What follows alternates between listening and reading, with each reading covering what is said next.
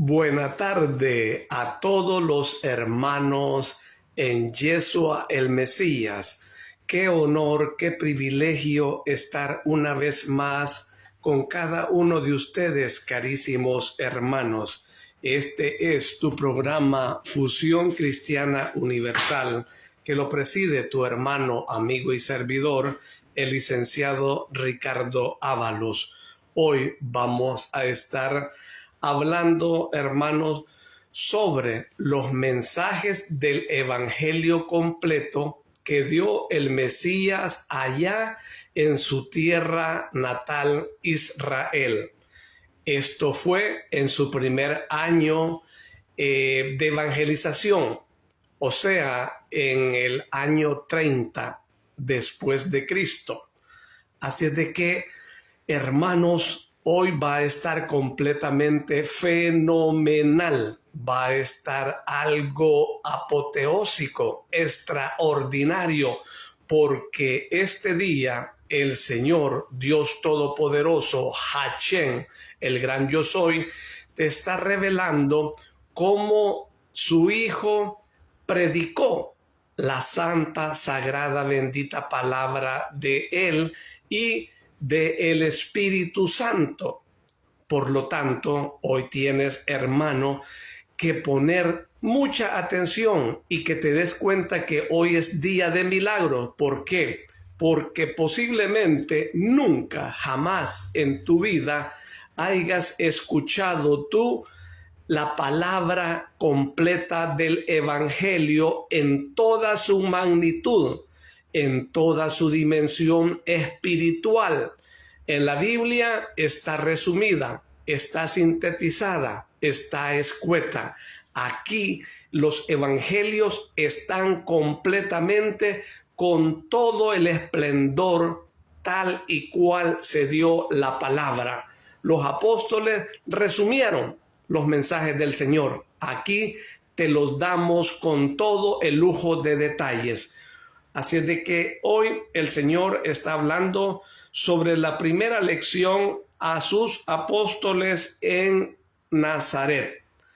Para iniciar, hermanos, tienes de que tú respetar el primer mandamiento, el cual es amar a Dios sobre todas las cosas. Y la segunda instrucción es que para que le encuentres ese sabor espiritual a la enésima potencia, ese sabor espiritual lo puedes sentir cerrando tus ojos y así vas a meditar. En la meditación se da una aventura en el más allá, en la tríada verso. Así tú vas a ver con lujo de detalles a todo color, más vívido el Evangelio completo. Así es de que a la velocidad del pensamiento, hermanos, iniciamos. Veo a Yeshua con Pedro, Andrés, Juan, Santiago, Felipe, Tomás, Bartolomé, Judas, Tadeo, Simón y Judas Iscariote, y el pastor José, saliendo de su casa y yendo fuera de Nazaret, a las afueras, a un tupido olivar. Dice el Mesías: venid en torno a mí durante estos meses de presencia y de ausencia. Os he sopesado y estudiado. Os he conocido y he conocido con experiencia de hombre el mundo. Ahora he decidido enviaros al mundo, pero primero debo instruiros para haceros capaces de afrontar el mundo con la dulzura y la sagacidad, la calma y la constancia, con la conciencia y la ciencia de vuestra misión.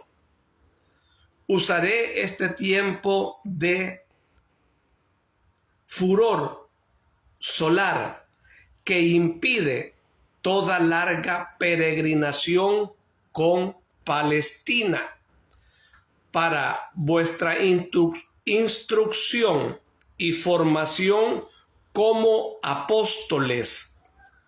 Como un músico he percibido lo que en vosotros desafina y me dispongo a entonaros para la armonía celeste que tenéis que transmitir al mundo en mi nombre. Retengo a este hijo y señala a José, porque a él le delego el encargo de llevar a sus compañeros mis palabras, para que también allí se forme un núcleo eficaz que me anuncie, no un anuncio reducido al hecho de que yo existo, sino con las características más esenciales de mi doctrina. Como primera cosa os digo que es absolutamente necesario en vosotros amor y fusión. ¿Qué sois vosotros? Sois hombres de las más diversas clases sociales, de toda edad y de los más distintos lugares. He preferido tomar a los vírgenes en doctrinas y cogniciones para poder penetrar en ellos más fácilmente con mi enseñanza, y también porque, habiendo sido destinados para evangelizar a personas que se os encontraran en una absoluta ignorancia del Dios verdadero, quiero que, recordando la primitiva ignorancia, no sientan aversión hacia estos y con piedad los instruyan, recordando con cuánta piedad yo los he instruido. Percibo en vosotros una objeción. Nosotros no somos paganos, aunque no tengamos cultura intelectual, no lo sois, pero vosotros y sobre todo quienes entre vosotros representan a los doctos y a los ricos, estáis dentro de una religión que, de degenerada por demasiadas razones, de religión no tiene sino el nombre. En verdad os digo que son muchos los que se glorían de ser hijos de la ley, pero de ellos 8 partes de 10 no son más que idólatras, que han confundido entre nieblas de 1000 pequeñas religiones humanas la verdadera, santa, eterna ley de Dios, de Abraham Isaac y Jacob. Por tanto, mirándoos unos a otros, tanto vosotros, pescadores humildes y sin cultura, como vosotros, mercaderes o hijos de mercaderes, oficiales o hijos de oficiales, ricos o hijos de ricos, decid: somos todos iguales. Todos tenemos las mismas deficiencias y todos tenemos necesidad de la misma instrucción. Hermanos, en los defectos personales o nacionales debemos desde ahora en adelante ser hermanos en el conocimiento de la verdad y en el esfuerzo de practicarla. Eso es, hermanos. Quiero que tales os llaméis y tales os veáis. Vosotros sois como una familia sola. Cuánto prospera una familia, cuánto la admira el mundo cuando está unida y se manifiesta concorde. Si un hijo se hace enemigo del otro, si un hermano perjudica al otro, ¿puede realmente durar la prosperidad de esa familia? No. En vano el padre de familia se esfuerza en trabajar, en allanar las dificultades, en imponerse al mundo. Sus esfuerzos quedan sin resultado porque los bienes se disgregan. Las dificultades aumentan. El mundo se burla por este estado de lid perpetua que reduce corazón y patrimonio, que unido era potente contra el mundo. A un pequeño montón de pequeños puntillosos intereses contrarios de que se aprovechan los enemigos de la familia para acelerar cada vez más su ruina. Nunca sea así entre vosotros. Estad unidos. Amaos. Amaos para ayudaros. Amaos para enseñar a amar. Observad. Incluso lo que nos circunda nos ilustra acerca de esta gran fuerza. Mirad esta tribu de hormigas que acude toda hacia un lugar. Sigámosla y descubriremos la razón de la utilidad de que acuda hacia un punto.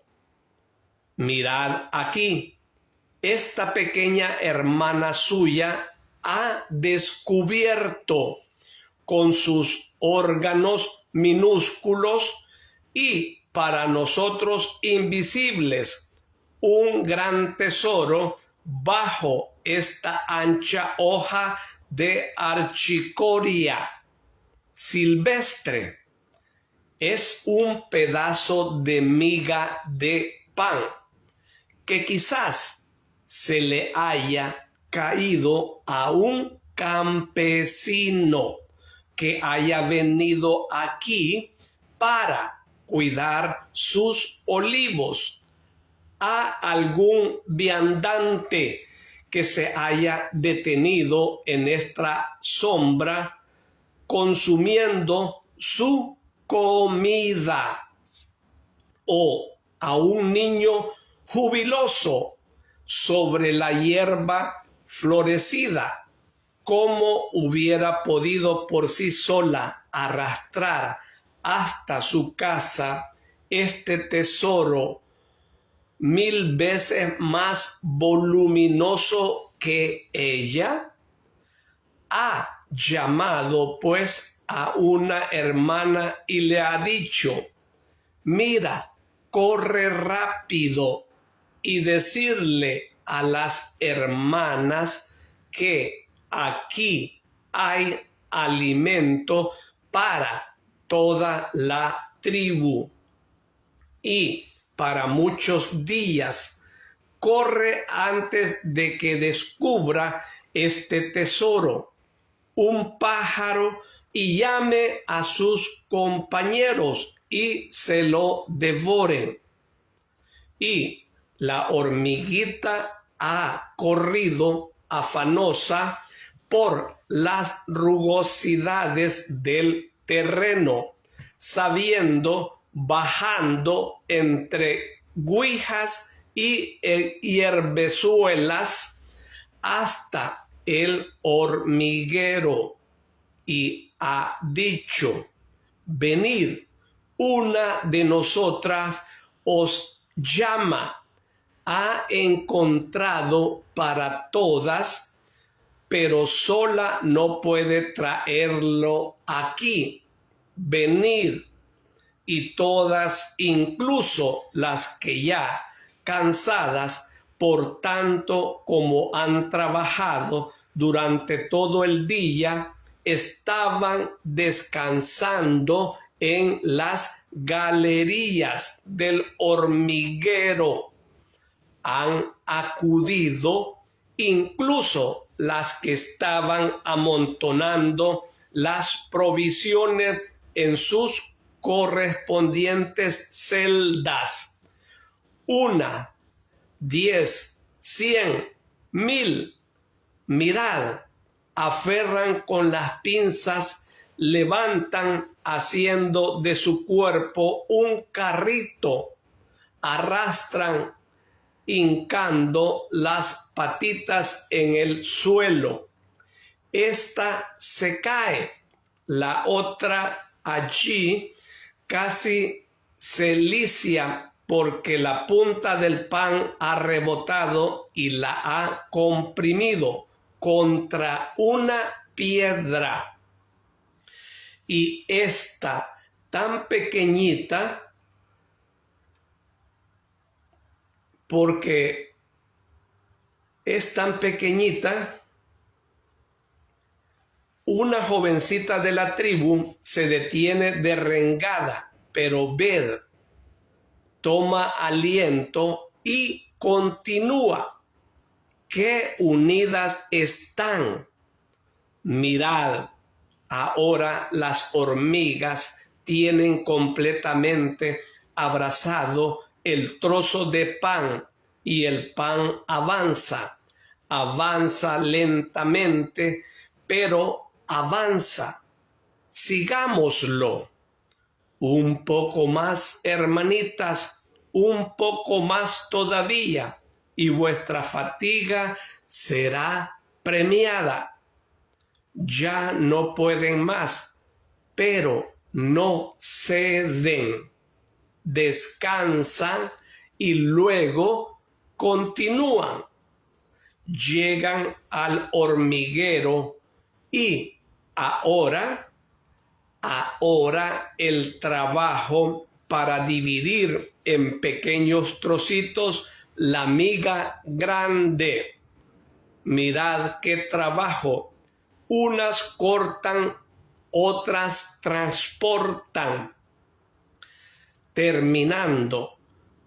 Ahora todo está a salvo y dichosas desaparecen dentro de esa grieta. Galerías abajo son hormigas, nada más que hormigas, y sin embargo son fuertes porque están unidas. Meditad en esto. ¿Tenéis algo que preguntarme? Yo quería preguntarte si es que ya no volvemos a Judea. Dice Judas Iscariote. ¿Quién te lo ha dicho? Tú, maestro, has manifestado el deseo de preparar a José para que instruya a los demás en Judea. Tanto te has ofendido como para no volver más allí. ¿Qué te han hecho en Judea?, pregunta curioso Tomás. Y Pedro al mismo tiempo vehemente dice: entonces tenía yo razón cuando decía que había vuelto en malas condiciones. ¿Qué te han hecho los perfectos en Israel? Nada, amigos, nada que no vaya a encontrar aquí, aunque diera la vuelta al mundo.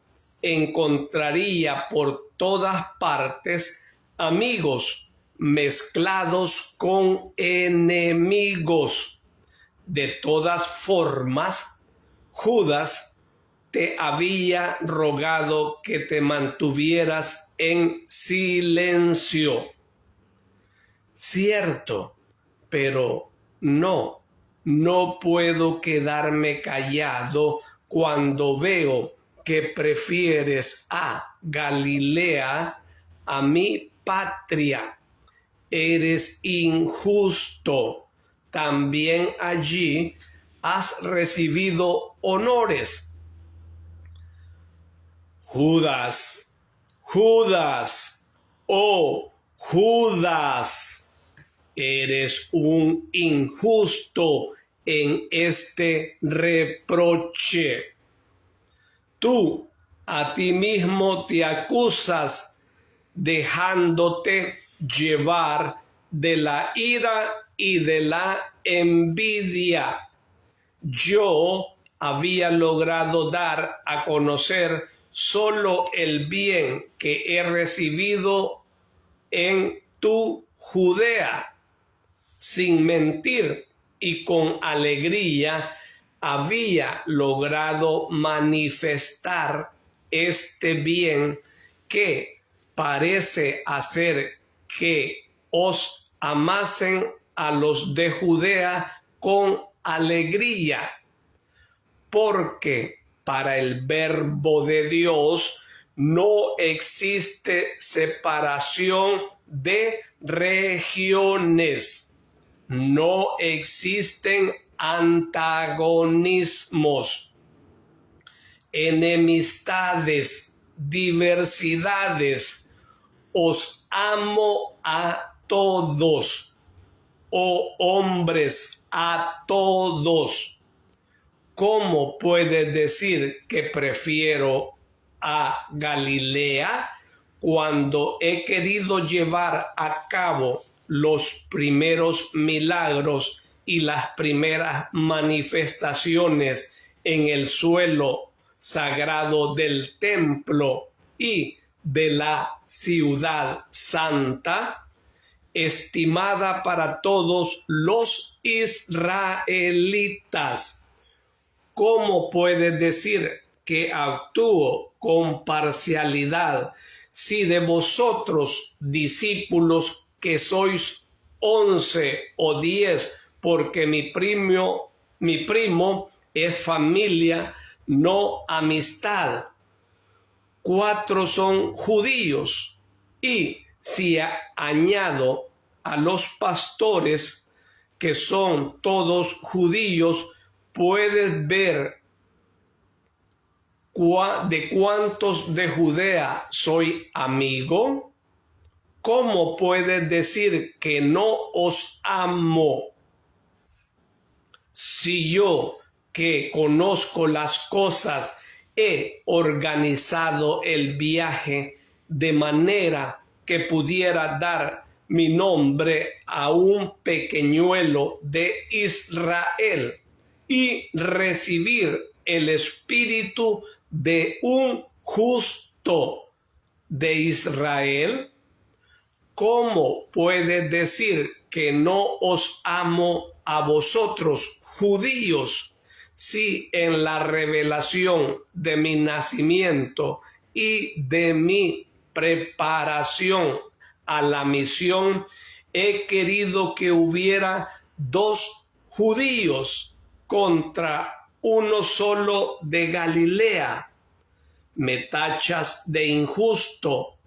Examínate, Judas, y mira si el injusto no eres tú. Yeshua ha hablado con majestuosidad y dulzura, pero aunque no hubiera dicho nada más, habría bastado los tres modos como ha dicho Judas al principio de sus palabras para dar una gran lección. El primer Judas lo decía el Dios majestuoso que llama al respeto. El segundo, el maestro que enseña con doctrina paterna. El tercero era el ruego del amigo dolido, pero el modo de actuar de su amigo, repito, por el modo de actuar de su amigo. Judas ha bajado la cabeza, humillado, todavía iracundo, afeado por este aflorar de bajos sentimientos. Pedro no sabe quedarse callado. Al menos pide perdón, muchacho. Si hubiera sido yo, en vez de Yeshua, no hubiera salido del paso solo con unas palabras. No solo injusto, no tienes respeto, señorito. ¿Así os educan los del templo? ¿O es que eres tú el ineducable? Porque sí son ellos. Basta, Pedro. He dicho yo todo lo que había que decir. Esto también será motivo de instrucción mañana.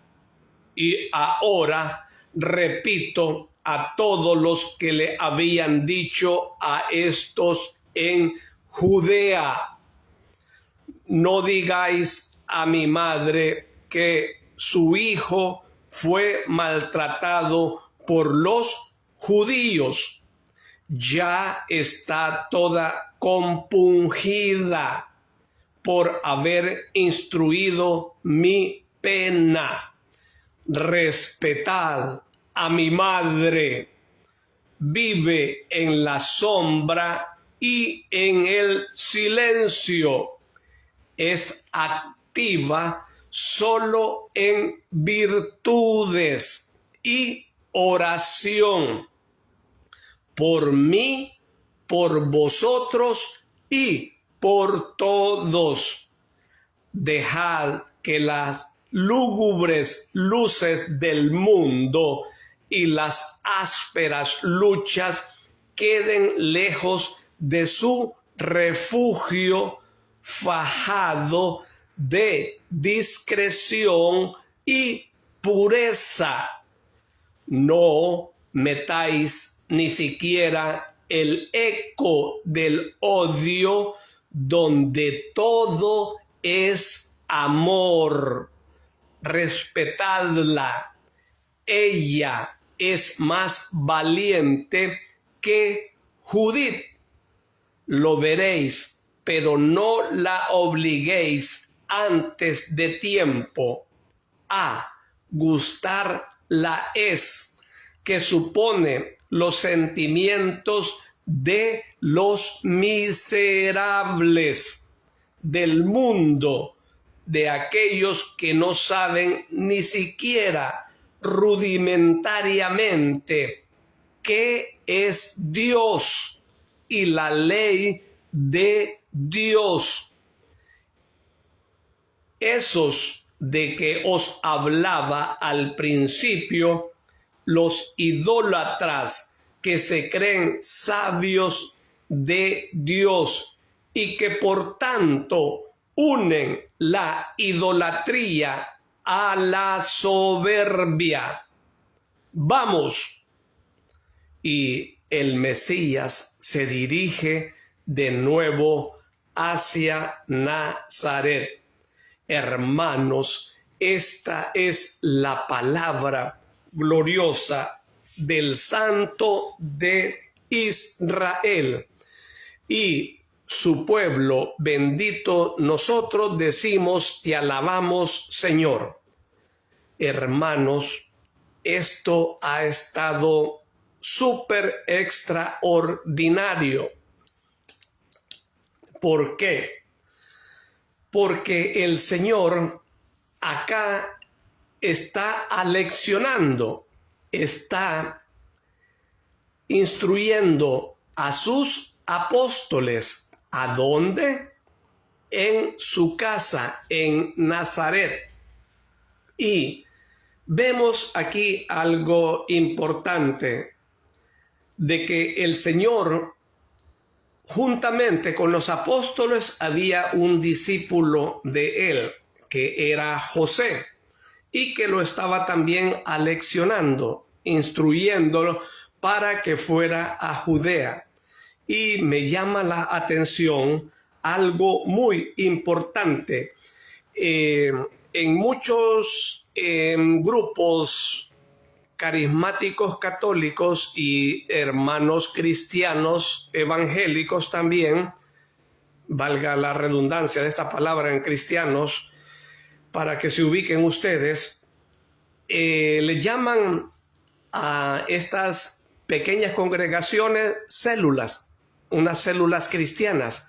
Pero aquí viene lo medular, porque el Mesías hace más de 2000 años, ¿cómo está llamando a estos grupos cristianos? Los está llamando así, para que también allí se forme un núcleo eficaz que me anuncie. O sea, algún hermano pastor, algún sacerdote puede tomar y cambiar este nombre de células cristianas por núcleos.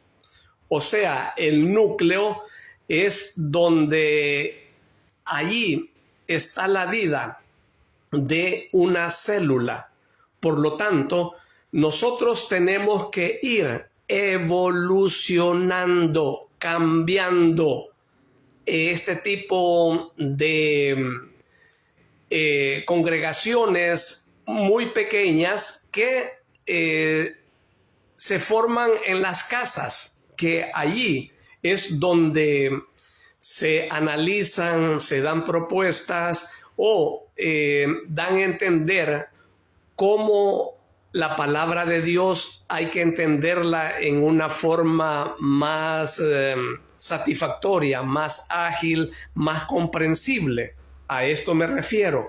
Por lo tanto, el que quiera tomar este nuevo vocablo y cambiarlo a núcleos cristianos. Qué bueno, pues, o sea, para este año del que estamos, sería algo espectacular en el aspecto de que ya no se va a llamar célula, sino que núcleo. ¿Y por qué? Porque el Señor así está instruyendo que se llamen de esta manera, que allí se forme un núcleo eficaz que me anuncie. Bueno, continuando, sobre esta palabra, también, ¿qué es lo que el Señor aquí está instruyendo a sus apóstoles?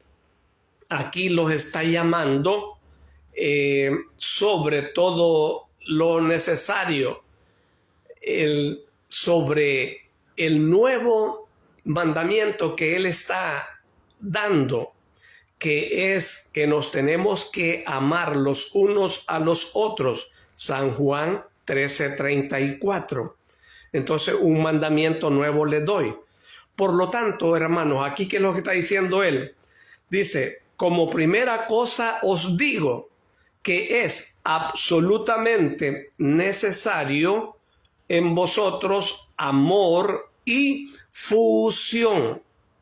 O sea, que ¿cómo deberíamos de llamar a Dios? O sea, que en esencia Dios, ¿qué es? Es amor, amor Dios, Dios amor. Esa es la verdadera idiosincrasia. Es en esencia lo que es el Señor. Por amor, Él vino al mundo. Por amor se entregó hasta dar su última gota de sudor y sangre, su último aliento de dolor, amando a los enemigos, habiéndolo linchado, habiéndole castigado más de lo severo que nosotros no hubiéramos aguantado, y Él solo se escuchaban pujidos de dolor, de patadas, de trompones, de latigazos, 39 latigazos, 6 esbirros. Ellos tomaban, se turnaban de 2 en 2 para flagelar su santa espalda y luego ponerle una cruz sobre sus hombros. Fue esto catastrófico humanamente, que ningún ser humano, ningún hombre jamás, nunca hubiera aguantado esto sin antes haber muerto de dolor, de agonía. Pero bueno, hermano, ahí demuestra el amor que nos ha tenido, que nos tiene y que nos tendrá. Pero aquí viene lo bueno, aquí viene el limón sobre la llaga nuestra. Pero esto no va a durar para siempre en nuestra vida.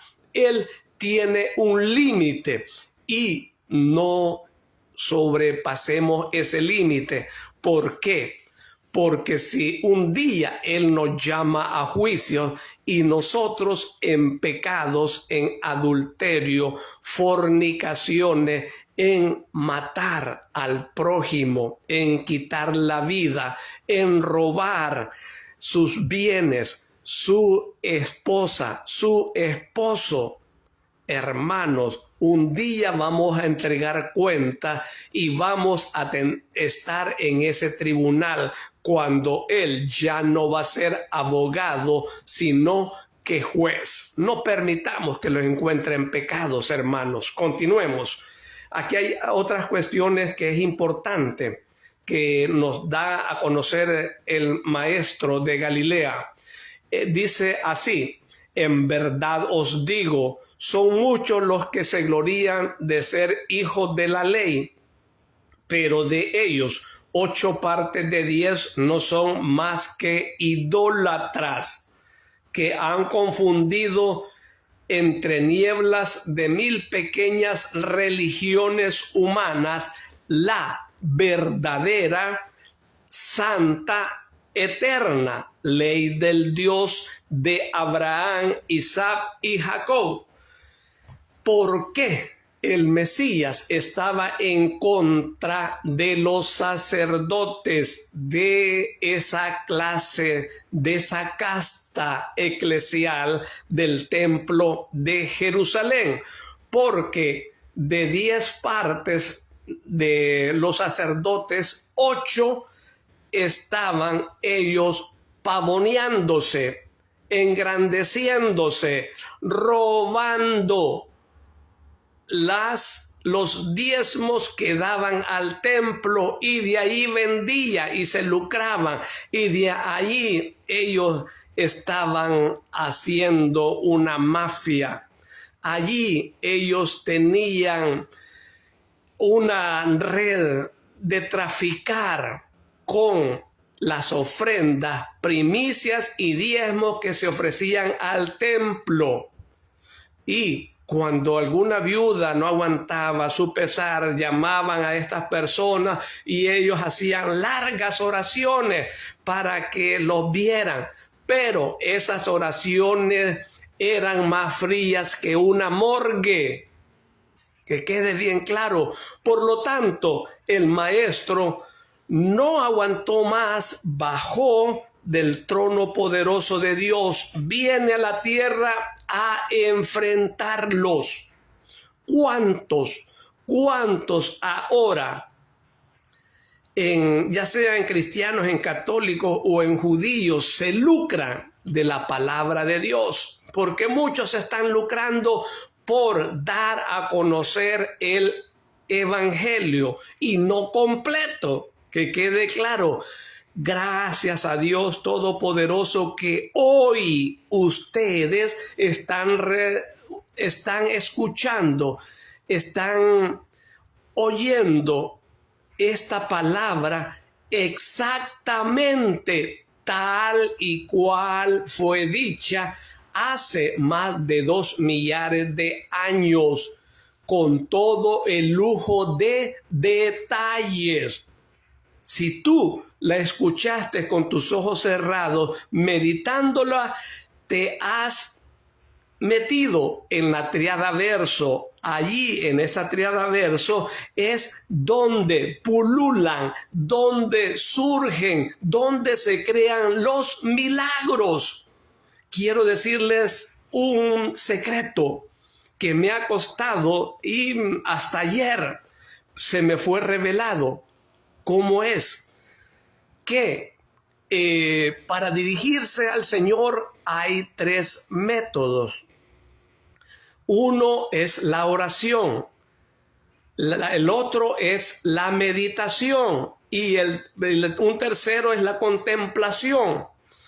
En la oración es cuando nosotros estamos hablándole a nuestro Dios, Padre Hachén, a Rúa, el Espíritu Santo, que así se le llama en hebreo, a Yeshua, el Mesías, que es el nombre original de el Cristo, del Mesías, Yeshua.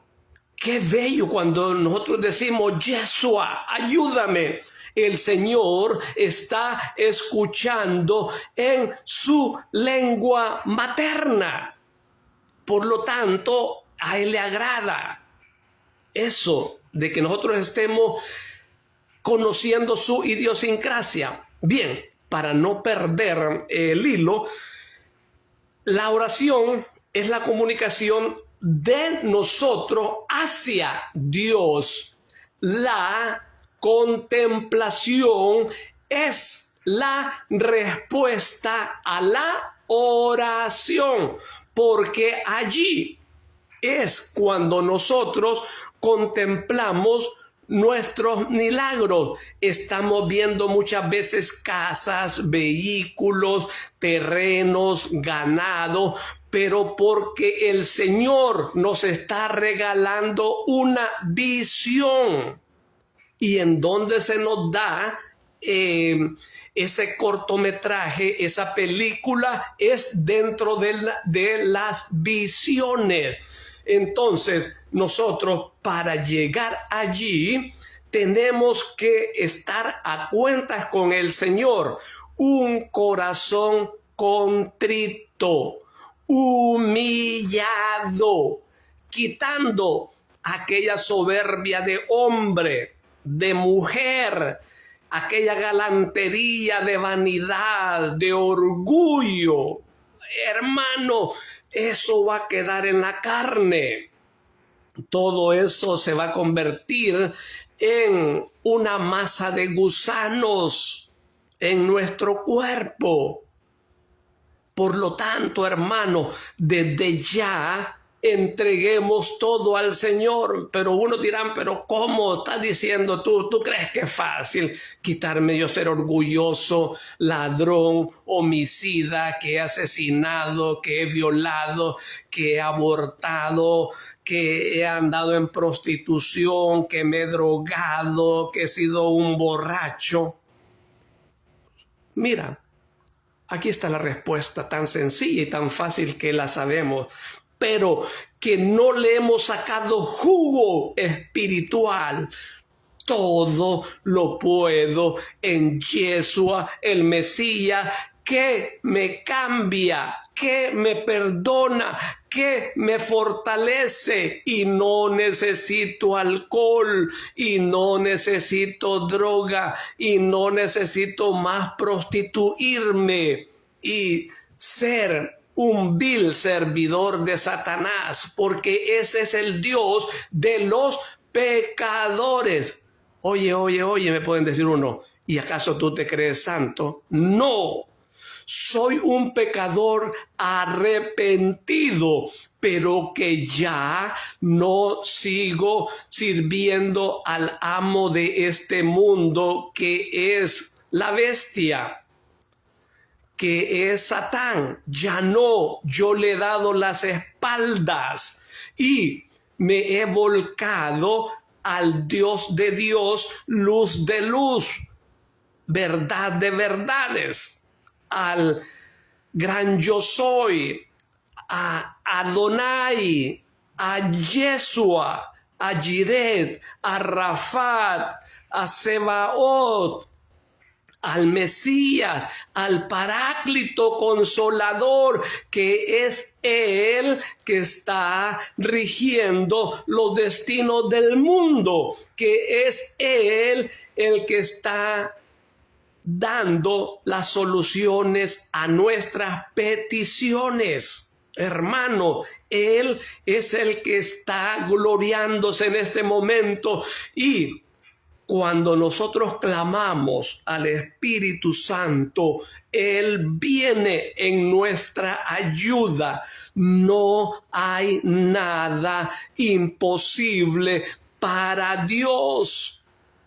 Máxime para esta tercera persona de la triada divina, porque podemos pecar contra el Padre y nos perdona.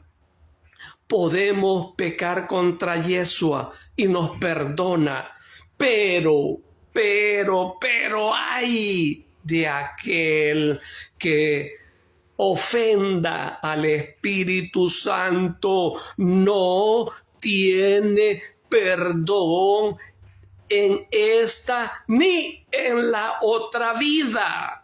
Que quede bien claro, hermanos. Somos comprados a precio de sangre, de sudor, de lágrimas del Maestro. Ese cuerpo, sangre, alma y divinidad fue violentada. Lo pisotearon, lo abofetearon, lo hicieron trizas. Así nos amó. Y así quiere que no nos perdamos nosotros, más que vayamos a la patria celestial, a la boda del Cordero, donde hay una corona y una túnica para cada uno de los que nos arrepintamos. Hermanos, esto está fenomenal, esto está hirviendo en el espíritu. Hermanos, aquí hay otra cosa, comparación, cómo nos habla el Señor sobre las hormigas. Y antes de llegar a las hormigas, ¿qué es lo que nos está diciendo? Que acá dice, quiero que tales os llaméis y os veáis hermanos. Sois como una familia sola. Cuando prospera una familia, cuando la admira el mundo. ¿Cuándo es que nos admira el mundo como familia? Cuando está unida. ¿Cómo están las familias ahorita? Que algunos hijos no le hablan al padre, no le hablan a la madre, no se hablan entre hermanos, entre tíos, entre sobrinos, entre nueras, entre yernos, y hay un solo descontrol. Hay completamente mucha maldad. Que me hable ella primero, que no, que yo lo ofendí, no, que no lo ofendí yo, no, y empezamos a hacernos santos. Uno es el santo de los santos. Por lo tanto, seamos humildes, sencillo, quitemos la soberbia. ¿Quieres que el mundo te alabe, que te aplauda? Es mejor que Dios. Al humilde el Señor le da sabiduría. Al soberbio lo mira de reojo y se aparta de él, porque tiene la misma sensibilidad, tiene el mismo ámbito, el mismo sistema, la misma canalización de Satanás, porque él allá en el cielo, en el paraíso, allá en el trono de Dios, quiso ser como Dios. ¿Por qué? Porque él, como era el número uno en sabiduría, en belleza, y quería sustituir a Yeshua para venir a la tierra, sino que quería que el Padre Hashem lo mandara a él y todo el mundo lo alabara, como se tiene que alabar al Mesías. Y por lo tanto, eso no fue así. Cuando se dio cuenta de que él no iba a ser tomado en cuenta para mandarlo a la tierra como un Dios, entonces él se enfureció y quiso mandar y sentarse en el trono, y es cuando San Miguel Arcángel le dice antes de sentarse, ¿quién como Dios? Y se traba la batalla celestial, y la tercera parte de los ángeles huyeron de esa patria celestial. Y es donde ellos no quieren ir al infierno, porque allí va a ser tormentoso para ellos. Allí empieza el castigo. Bien, hermanos, tenemos que amarnos. Busquen San Juan 13:34, un mandamiento nuevo. Empecemos. Cambia tú, hermano. No esperes que el otro te llame para decirte perdóname, discúlpame. Tú, humildemente, porque quieres que Dios te levante, te haga grato a sus ojos y te diga, este momento, este día, este minuto lo estaba esperando, te quiero bendecir. Yo he tenido entre mis manos bendiciones para ti de toda clase y naturaleza, tanto físicas. Quería sanarte de tu cuerpo, quería mandarte prosperidad financiera, quería mandarte salud, pero tú no lo has permitido porque andas haciendo tu voluntad, tu rey, tu ego, tu vanidad. No, basta. Humíllate, ven a mis pies, que yo te estoy esperando aquí con toda clase de bendición. ¿Qué es imposible para mí? Absolutamente nada. Todo lo puedo porque yo soy Dios. Yo soy rey, yo soy omnipotente. Absolutamente todo está bajo mis pies. Yo hago los milagros. ¿Acaso no quieres tú uno de mí? ¿Un milagro? Hermanos, todos necesitamos, pero si no nos quitamos ese ego, ese orgullo, esa vanidad, el Señor no puede fluir e influir dentro de tu corazón. Hermanos, ¿qué espera para ser bendecido? Yo acá con mi esposa somos más que bendecidos porque viene el Señor, lo he visto su cara de Yeshua, del Mesías, se ha presentado aquí y nos hemos gozado. ¿Qué necesitamos en ese momento? Nada. Nos olvidamos de nuestros problemas de financiero o de otra cuestión. Él viene y Él ha tomado en cuenta cada una de nuestras necesidades y somos más que vencedores y nos gozamos y nos glorificamos y Él viene. Él quisiera ir a tu hogar, pero tu pecado le impide. Él no puede entrar donde está gobernando tu Dios Satanás. No, Él no puede entrar allí hasta que tú te desvacíes de todo pecado, pidas perdón y ayuda. Entonces Él va a llegar a darte cualquier cosa que le pidas tú: salud, finanzas, un mejor trabajo. Si estás en un divorcio, Él va a sanar toda relación, que quede bien claro. Hermano, todo es que crea, para que el que cree todo es posible. Le dice el Señor a Marta: yo te digo que si tú crees, verás mi gloria. Y la vio Marta, y la vio María, su hermana, María Magdalena, y vio a su hermano resucitar. Y esas mujeres ya no lloraban de luto, lloraban de gozo, de placer espiritual. Gloria a Dios. Ay, hermanos, quisiera seguir, pero ya nos estamos pasando.